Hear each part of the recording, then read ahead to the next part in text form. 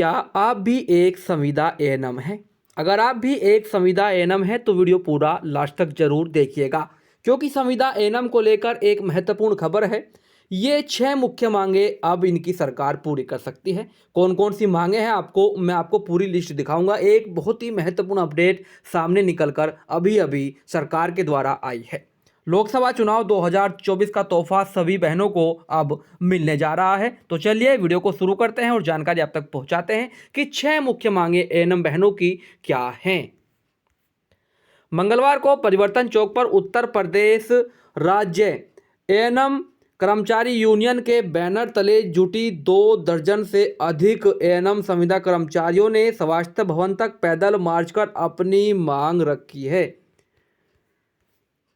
All India central council of trade union के प्रदेश अध्यक्ष विजय विद्रोही ने बताया कि एएनएम के रूप में भर्ती होने के बाद भी सभी संविदा पर तैनात एएनएम को एक निश्चित मानदेय यानी कि जो मानदेय मिलना चाहिए वह मानदेय उनको नहीं मिल रहा है। हालांकि उनका काम नियमित तौर पर है, इसलिए यह भी उचित वेतन की हकदार हैं। भाई हकदार हमारी बहनें जो कॉन्ट्रैक्ट पर कार्य कर रही है होनी चाहिए, क्योंकि वो भी एक परमानेंट एएनएम की तरह ही कार्य कर रही है। कोरोना काल में भी उनका महत्वपूर्ण योगदान रहा है। समथिंग 12-12 घंटे उन्होंने कार्य दिया है। एएनएम के पद पर उनकी सेवाओं को नियमित न किया जाना और उनके संबंधित ज्वाइनिंग तिथियों से समान कार्य के लिए समान वेतन के सिद्धांत के आधार पर उनके नियमित समकक्षों की तुलना में समान वेतन का भुगतान न करना अवैध दुर्भाग्यपूर्ण उन्होंने बताया है। उनको नियमित परमानेंट और अस्थायी प्रकृति की नौकरी पर नियुक्त करना और उन्हें संविदा कर्मचारियों के रूप में मानना तथा पारिश्रमिक का न्यूनतम वेतन के सिद्धांत से भी कम भुगतान करना अन्यायपूर्ण हमारी बहनों के साथ है।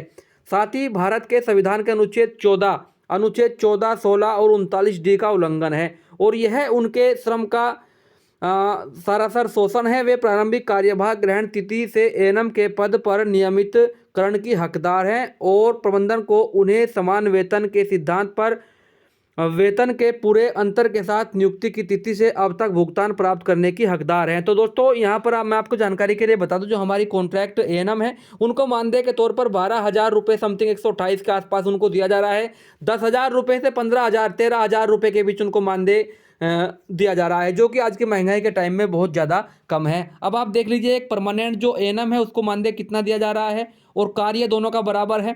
दोनों की ड्यूटी इतनी ही लगती है, सीएससी सेंटर हो या फिर आपका उपकेंद्र हो, उपकेंद्रों पर ड्यूटी बराबर लगती है। अगर एक परमानेंट एएनएम जाती है तो कॉन्ट्रैक्ट एएनएम भी जाती है। दोनों समान कार्य कर रही है, लेकिन वेतन के तौर पर उनके साथ अन्यायपूर्ण व्यवहार है। इसी को लेकर उन्होंने पैदल मार्च निकाला है।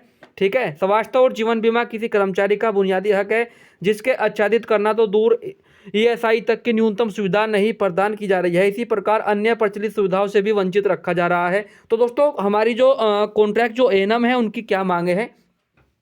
प्रदेश की सभी संविदा एएनएम को अस्थायी किया जाए। पहली मांग हमारी जो कॉन्ट्रैक्ट एएनएम है उनकी पहली मांग है कि हमें पे ही परमानेंट किया जाए, क्योंकि मैं आपकी जानकारी के लिए बता दूं 9200 पदों पर 9212 पदों पर एएनएम की परमानेंट वैकेंसी निकाली गई थी।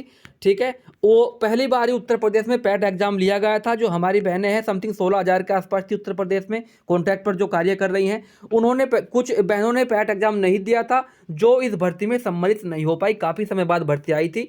हमारी बहनों को समथिंग 12-12 साल, 10-10 साल, 8-8 साल, 13-13 साल, 14-14 साल हो चुके हैं कॉन्ट्रैक्ट पर ही कार्य करते हुए, लेकिन वेतन उनको 128, 12,128 कोई भी इंक्रीमेंट उनके मानदेय में नहीं किया जा रहा है। उनको कोई भी बेनिफिट्स नहीं मिल रहा है, जैसे हमारी जो परमानेंट एएनएम है उनकी तरह ही उनको मानदेय मिलना चाहिए। पहली मांग है कि हमें परमानेंट कर दिया जाए। दूसरी मांग यहाँ पर क्या रखी है, अस्थायीकरण की प्रक्रिया के पूर्ण होने तक 2016 के उच्चतम न्यायालय और 2023 के केंद्रीय ठीक है ट्रिब्यूनल के आदेश के अनुरूप समान काम के समान वेतन का भुगतान अस्थायी समकक्षी के बराबर दिया जाए तथा कार्य में नियोजन की तिथि से अब तक का उसी दर से एरियर का भी भुगतान किया जाए। तो उन्होंने दूसरी जो मांग यहाँ पर रखी है, ठीक है, यहाँ पर आप डिस्प्ले पर देख लीजिए, ये सभी मांग उनकी पूरी होनी चाहिए।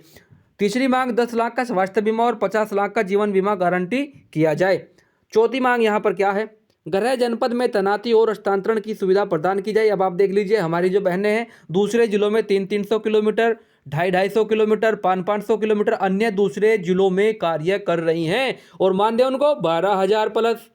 तो यार देख लीजिए, इतनी महंगाई में इतने बाहर रहकर कैसे अपने परिवार का अपना कैसे भरण पोषण कर पाएंगी।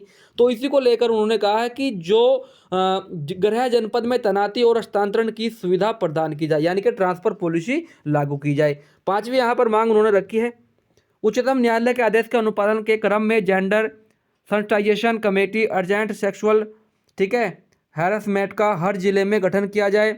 मातृत्व अवकाश, त्यौहार, राष्ट्रीय छुट्टियों के साथ आकस्मिक चिकित्सीय अवकाश तथा अर्जित वार्षिक अवकाश सुनिश्चित किया जाए। तो सभी यहाँ पर छह मांगे हमारी बहनों ने यहाँ पर रखी है। ये छह मांगे विभिन्न मीडिया रिपोर्ट्स के अनुसार जानकारी प्राप्त हो रही है। ये छह मांगे सरकार छह मांगों पर विचार कर रही है, विचार कर सकती है। ठीक है, कब पूरी होंगी, कब तक पूरी नहीं होंगी, इसको लेकर कोई आधिकारिक अपडेट नहीं है। लेकिन सूत्रों के अनुसार से ये मांगे, इनमें से कुछ मांगे बहुत जल्द सरकार पूरी कर सकती है। सूत्रों के अनुसार नई भर्ती लगभग 8,084 पदों पर नई भर्ती आने की उम्मीद जताई जा रही है।